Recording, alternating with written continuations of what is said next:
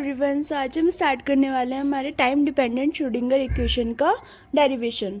अब जो हमारा time independent Schrodinger wave equation है वो मैं आपको करवा चुकी हूँ। तो अब हम स्टार्ट करेंगे टाइम डिपेंडेंट श्रोडिंगर इक्वेशन। ये भी कभी कभी आ जाती है, तो ये बहुत सिंपल सा डेरिवेशन मैंने करा रखा है।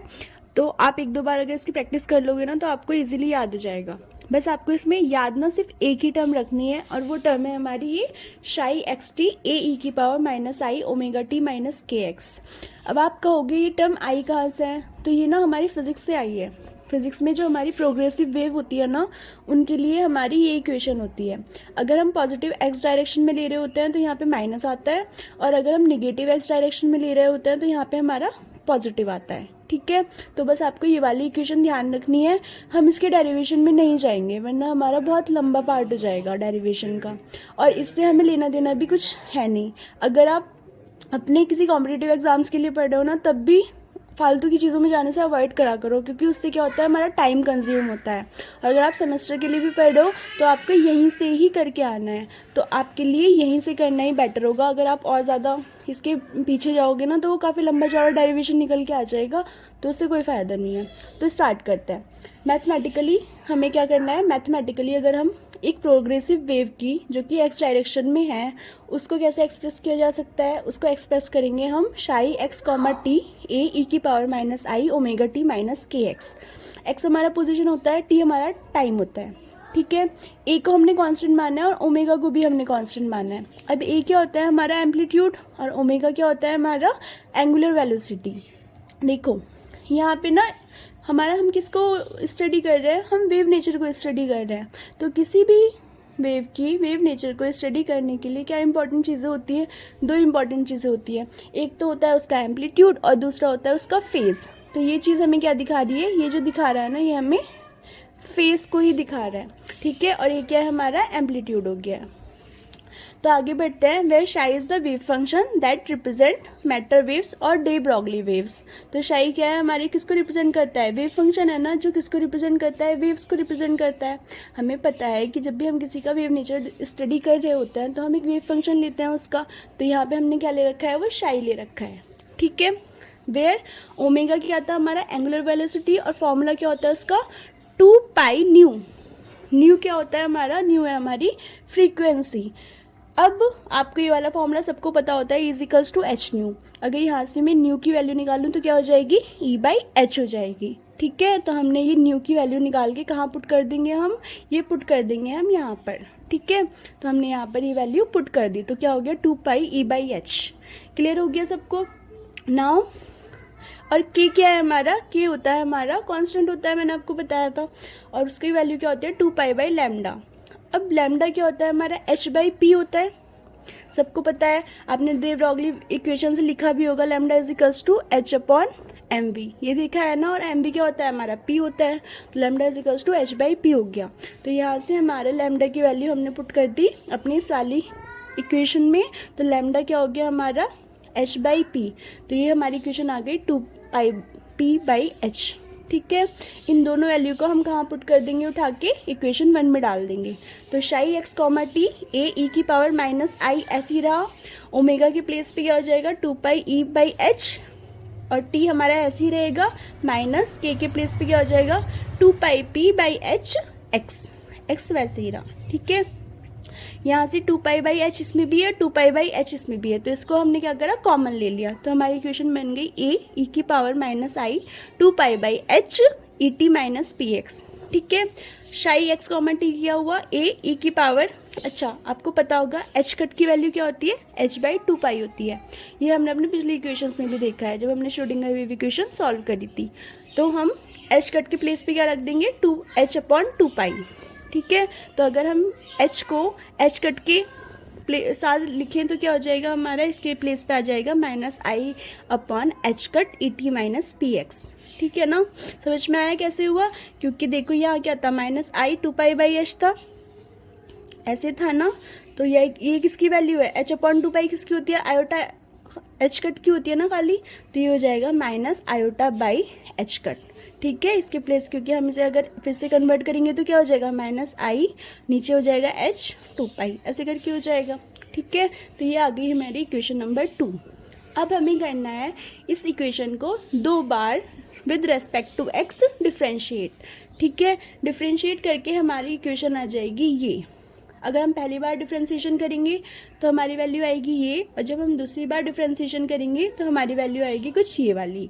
अब आप कहोगे कि इसका डिफ्रेंशिएशन हम ये याद करना है, तो हमें याद नहीं करना है, हम आपको करके दिखाते हैं। तो हम उसका डिफ्रेंशिएशन करना स्टार्ट करते हैं। शाई था हमारा, शाई x, t था a, फिर उसके बाद आया था हमारा e की power minus iota h cut E T minus P X, यही था। हमें किसके रिस्पेक्ट में डिफ्रेंशिएशन करना है? With respect to x। तो D psi by D X हो जाएगा, टी हमारा कांस्टेंट है, तो del psi by del x हमारा हो जाएगा ए ई की power minus iota H cut E T minus P X, यही हो जाएगा, क्योंकि हमें पता है डी बाई डी एक्स अगर ई की power minus I N X करते हैं तो क्या होता है? माइनस ई की power minus I N X D upon D X minus I N, ये हो जाता है। अब हमें क्या करना पड़ेगा? अब हमारा ये वाला था हमारा कांस्टेंट वाला पार्ट, ठीक है, इसमें एक्स वेरिएबल भी दे रखा है, तो हमें इसका क्या करना पड़ेगा? दोबारा डिफ्रेंशिएशन करना पड़ेगा। तो ये हो जाएगा minus iota H cut E T minus P X का हम क्या करेंगे? दोबारा डिफ्रेंशिएशन करेंगे। तो ई की power minus iota upon H cut E T minus P X ऐसे ही रहेगा। अब देखो minus iota by H cut constant है, बाहर निकाल दिया, डी बाई डी एक्स अंदर क्या बचा? ई टी माइनस पी एक्स।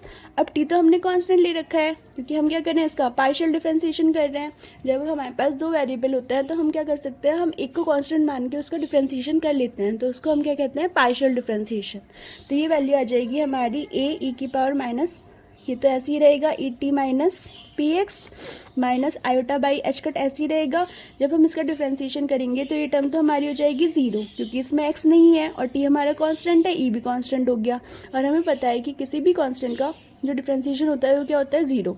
तो ये हो गया 0, और माइनस पी एक्स का क्या हो जाएगा? सिंपल माइनस पी, ठीक है, क्योंकि पी कांस्टेंट है, बाहर आ गया, D X by D x क्या हो जाएगा? 1 हो जाएगा।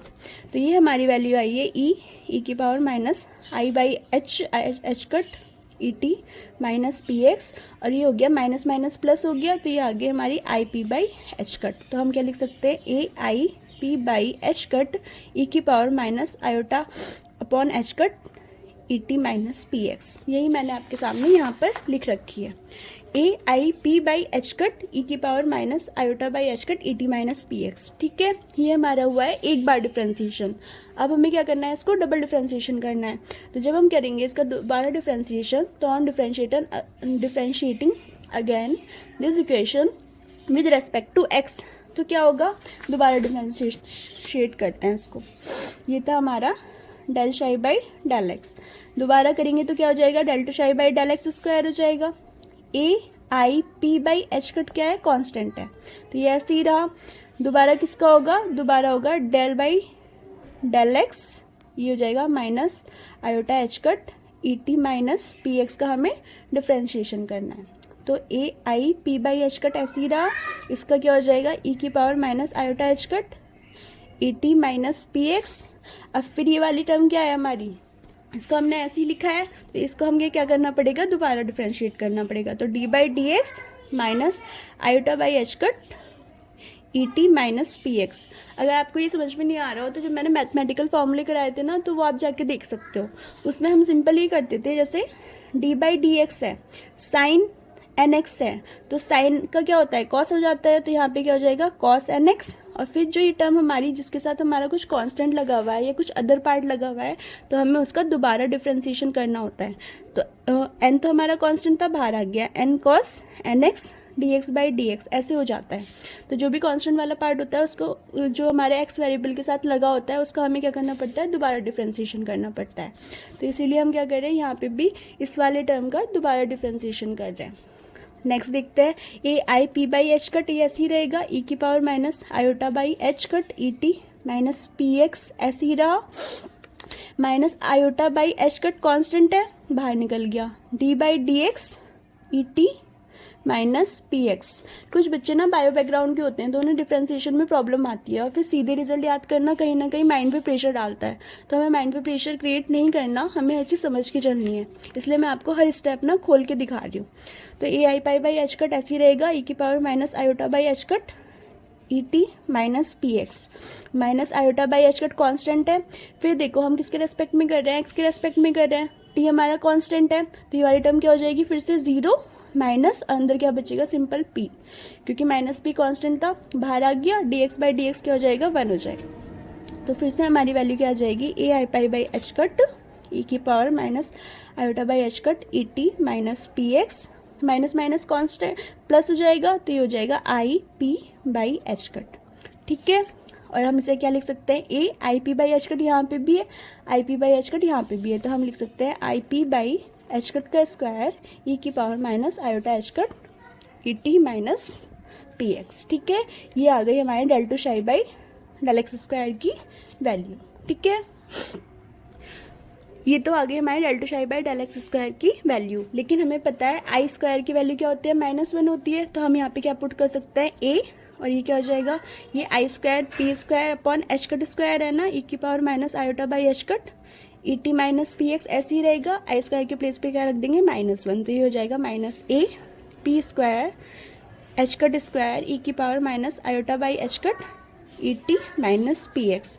और यही मैंने आपके सामने लिख रखा है यहाँ पर, -1 पी अपॉन एच कट का स्क्वायर ए ई की power minus iota by H cut E T minus P X. ठीक है, और देखो ये क्या है हमारा, ये वाली टर्म देखो, इसे हमने माना है शाई, ये हमारा शाई था ना, तो इसके प्लेस पे हम क्या रख देंगे, minus P square upon H cut का स्क्वायर, और ये हो जाएगा हमारा शाई।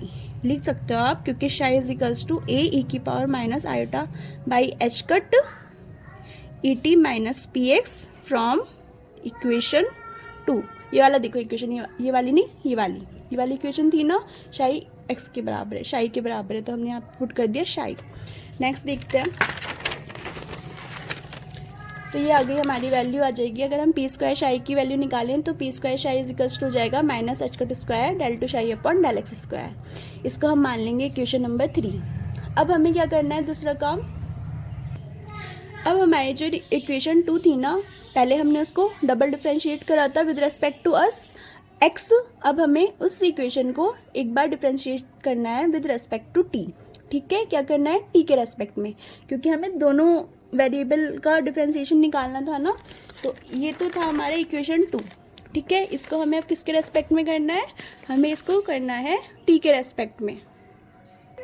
तो इस बार हमारा x जो है वो कांस्टेंट हो जाएगा। तो करते हैं, आप लिख सकते हो शाई क्या था हमारा, शाई था हमारा a e की power minus iota by H cut, और ये था हमारा ई टी माइनस पी एक्स, ये था हमारा शाई। इसको हमें रेस्पेक्ट करना है विद रेस्पेक्ट टू टी के डिफ्रेंशिएट करना है। तो करते हैं, देखो ये हो जाएगा इसका हमारा डिफ्रेंशिएशन। अब ये आया कहाँ से, फिर से मैं एक बार आपको दिखा देती हूँ। देखो शाई था हमारा ए ई की power minus iota by H cut E T minus P X. ठीक है, तो del psi by del T क्या हो जाएगा, ए ऐसे ही रहेगा कांस्टेंट, ई की power minus iota by H cut E T minus P X ऐसे ही रहेगा। अब हमें दोबारा क्या करना पड़ेगा, इस पूरी टर्म का with respect to T differentiate करना पड़ेगा। तो ये हो जाएगा हमारा minus iota by H cut E T minus P X. अब के क्या है, ई की power minus iota by H cut ऐसे ही रहेगा, E T minus P X minus iota by H cut constant है, बाहर निकाल दिया, del by del T E T minus P X. ठीक है, ए ई की power minus iota by H cut E T minus P X ऐसे ही रहा, minus iota by H cut. अब ये क्या है हमारा, देखो किसके रेस्पेक्ट में करना है, टी के रेस्पेक्ट में करना है, टी इस वाली टर्म में है, तो क्या हो जाएगा, ई कांस्टेंट है, बाहर आ गया, del T by del T 1 हो जाएगा। और ये दोनों चीज़ें क्या हैं, कांस्टेंट है ना, पी भी कांस्टेंट एक्स भी कांस्टेंट, तो इसका क्या हो जाएगा, 0 हो जाएगा। तो सिंपल क्या बचेगा, सिर्फ ई बचेगा। तो हमारा क्या हो जाएगा, ए माइनस आई ई अपॉन एच कट ई की power minus iota by H cut E T minus P X. ठीक है, ये वाले कांस्टेंट वाला पार्ट था, स्टार्टिंग में लिया है, यही हमने यहाँ पे लिख रखा है, del psi by del T minus iota by H cut E A E की power minus iota by H cut E T minus P X. तो आपको समझ में आ गया ये कहाँ से आया है। ठीक है, अब del psi by del T, अब ये हमारी टर्म क्या थी, ये तो हमारी फिर से शाई है ना, ये वाला फंक्शन ही तो है हमारा, तो इसके प्लेस पे हम क्या रख देंगे, शाई रख देंगे, तो minus iota by H cut E psi. ठीक है, अब अगर मुझे वैल्यू निकालनी हो, देखो अगर मुझे ई शाई की वैल्यू निकालनी हो तो क्या हो जाएगा, ये वाली टर्म इधर जाके उल्टी हो जाएगी ना, वन अपॉन, अगर वन अपॉन ऐसा होता है आई बाई एच कट होता है तो ये टर्म ऊपर चली जाती है तो क्या हो जाएगा, एच अपॉन आई कट हो जाएगा, माइनस का है तो यहाँ पे क्या जाएगा, माइनस हो जाएगा, तो ये हो गया हमारा minus H cut upon I del psi by del T is equals to E psi. इसको हमने सही से करके लिख लिया, E psi minus H cut upon I del psi by del T. Next equation हमारी क्या आ गई, E psi is equals to I H cut del psi by del T. अभी ये कहाँ से आई है, तो आप क्या कर सकते हो, माइनस एच कट इंटू आई कर दो, आई इंटू आई कर दो, मतलब हमने क्या करा है, आई से मल्टीप्लाई और आई से डिवाइड करा है इक्वेशन को, del psi by del T हो जाएगा। अब देखो ये क्या होगा, माइनस एच कट आई, नीचे बचेगा आई square del psi by del T, और अभी हम देख के आए हैं कि आई स्क्वायर की वैल्यू क्या होती है, -1, तो पुट कर दो यहाँ पे, तो ये क्या हो जाएगा, is equals to minus H cut I, और यहाँ पे भी क्या हो जाएगा, -1 del psi by del T, minus से -1 कट जाएगा तो सिंपल क्या बचेगा, E psi is equals to I H cut del psi by del T. इसे डाल दो इक्वेशन 4। अब हमें पता है, ये अब हमने सारा काम कर लिया है, अब हमें सबको क्या करना है, इकट्ठे करना है। हमें पता है टोटल एनर्जी किसके इक्वल होती है, kinetic energy plus potential energy के, यही तो होती है ना, और हमने पढ़ा है काइनेटिक एनर्जी क्या होता है, 1/2 mv²। अब मैं क्या कर सकती हूँ, इस इक्वेशन को मैंने क्या करा, m से मल्टीप्लाई और m से डिवाइड कर दिया, तो 1/2 ऊपर क्या हो गया, m² v² अपॉन m, और हमें पता है p क्या होता है, जो लीनियर मोमेंटम की टर्म में अगर हम काइनेटिक एनर्जी लिखते हैं तो p, ये सब हम इसीलिए कर रहे हैं, तो p इज इक्वल्स टू क्या हो गया, mv होता है, तो यहाँ पे हम पुट कर देंगे तो क्या हो जाएगा, m² v² है, तो सिंपल क्या बच जाएगा, p² बाई m, तो यहाँ पर E की क्या हो जाएगा, p² upon 2m plus V X comma T, V क्या है हमारा पोटेंशियल एनर्जी और ये क्या है हमारी काइनेटिक एनर्जी। अब हमें इस इक्वेशन को क्या करना है, शाई से मल्टीप्लाई करना है, तो सिंपल हम क्या करेंगे, मल्टीप्लाई बाई शाई, तो क्या हो जाएगा, ई शाई दोनों तरफ मल्टीप्लाई कर देंगे, p² upon 2m psi plus V X comma T psi, simple क्या करा है, मल्टीप्लाई करा है हमने शाई से।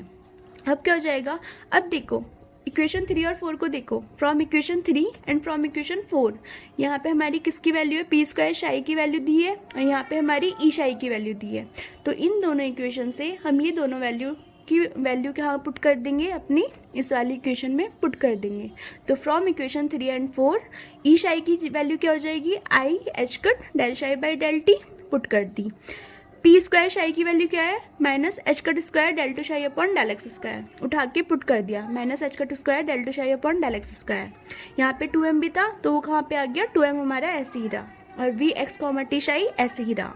अब ये जो इक्वेशन आई है ना, यही इक्वेशन होती है हमारी time dependent Schrodinger wave equation, तो यही था हमारा सिंपल सा डेरिवेशन। अब आप नीचे लिख दोगे दिस इज द इक्वेशन 4। अच्छा, हमने यहाँ पे सिर्फ एक ही लिया है ना, एक्स वाई जेड तो नहीं लिया, तो ये हमारी किसके लिए हो जाएगी, 1 dimensional Schrodinger time dependent equation. ठीक है, ये लिख सकते हो 1 dimensional time dependent Schrodinger wave equation. Thank you so much.